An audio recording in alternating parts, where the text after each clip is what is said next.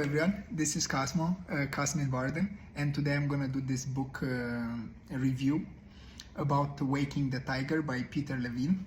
To be honest, this book at the beginning, before reading it and just kind of reading about it, I wasn't sure how I'm gonna react to it and how I'm gonna find it, because I never read anything similar. So I felt a little resistance because I didn't quite understand, because I read it such at the beginning of our breathwork course, I didn't quite understand how it connects to our breathwork facilitator course. And the second part which created a little resistance is that I kind of grew up in an environment where people don't really talk about trauma.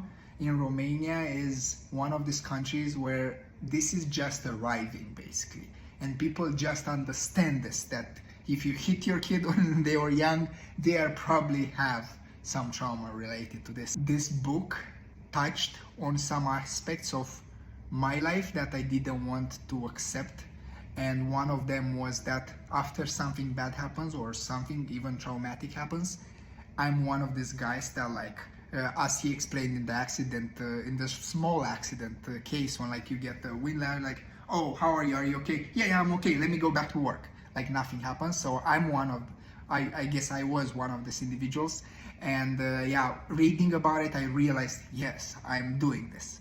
So that was interesting. First thing that comes in my mind that I loved when I started and really got me excited, because I do like the connections between the animal world and our human bodies, because we want it or not, we are pretty similar. And seeing how he connects the animal responses to trauma and traumatic events to our responses and how different they are, it made so much sense. It kind of concretized the behavior that we are doing. I liked when they were saying that the animals are shaking off their trauma for a few seconds, while humans are just holding it in, not wanting to show any signs of weakness basically. And I'm guilty as charged. Another thing that it was also hard to get in, but when it got in and it synced, it was so nice to feel it, is that there is trauma without awareness, even if we want it or not, and in most cases it's stored somewhere in our body. And when we think about trauma is this tragic big events, but I found a small event when my mom didn't want to buy something for me and really stuck with me because she told me a reason that I didn't really like, that was connected to myself. So that event, kind of when I was doing my introspection while reading, it came in my mind, and I was like, why is this coming in my mind when I'm trying to think about some traumatic events?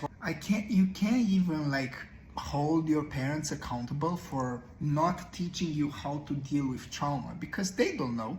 They've not done one single exercise about it, and their parents never told them about it. So it's kind of you kind of have to decide, okay, my parents didn't know about it, their parents didn't know, I found out about it, and it's kind of, am I gonna start a new path for my kids moving forward and for people that I meet in my life and I'm connected with, or am I just keeping ignoring this whole aspect of it? I'm realizing I'm talking a lot and this video is very short, so I'm gonna move forward to one of the biggest challenges that I felt with the book, is that this slowing down during these intense emotions. I do struggle with it. I feel that if I'm focusing on them, for example fear, it will just expand and it will cover me. So that's why it's this tendency of running away. But interestingly enough, it just happens the complete opposite. I enjoyed, after I understood the process of pendulation, going in until the point, coming back into the comfort, and also great job with the introduction of the pendulation exercise into breathwork and finding that anchor. I really love that concept, because in my case I don't really need to use it, because during breathwork sessions I'm not going off this planet into some traumatic experience and catharsis, but after breath camp, I've seen people go there, and I do think having an anchor, a comfort anchor, is so useful in this situation where like I'm going a little bit too far. Let me go back to my anchor. I'm not giving up on that journey, but like let me calm down a little bit so I don't lose it completely. So great concept. The completion of the trauma, the whole circle, that to complete, to basically integrate trauma, you need to allow it to complete itself and to do the full circle. And it makes so much sense because I did see, even I've done it myself during breathwork, when like you let out some emotional charge coming from somewhere inside your body, and after that's done, such a like no weight on your shoulders, no weight in that part of your body. And I guess this is how it feels also not in breathwork when you are doing it with a psychologist, for example. So yes, this, and no one ever tells you anything about all this stuff. This is what was so interesting for me. Like, I don't know, like why are we not talking about this more often?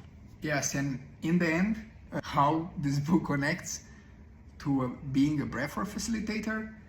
If you would have asked me this question before starting the book, I would never have guessed that they are so connected. And also, I guess because I'm doing this book review after breath camp, when I got to see the power of life facilitating and touch and understanding when to push, when to give space, I think not only reading this book, knowing this book is very helpful as a breathwork facilitator, that it doesn't want to just give their participants just, oh, you're coming here, breathe a little bit, and that's it. It's kind of like, hey, I'm here to support you in whatever you need to go through in the most efficient way. So, and yeah, I guess breathwork is similar to the shaking mechanism of animals, that like you're coming to breathwork, you are getting into a space where you are able to access these emotions and these sensations that you are not completely aware during your daily life, and let them out, let them complete somehow through screaming, moving, just feeling them. That's another thing that I love, that like you don't need to scream or move for the feeling or trauma to end. You just need to let it exist. Thank you to Pablo for keeping me on track. See you. Bye bye.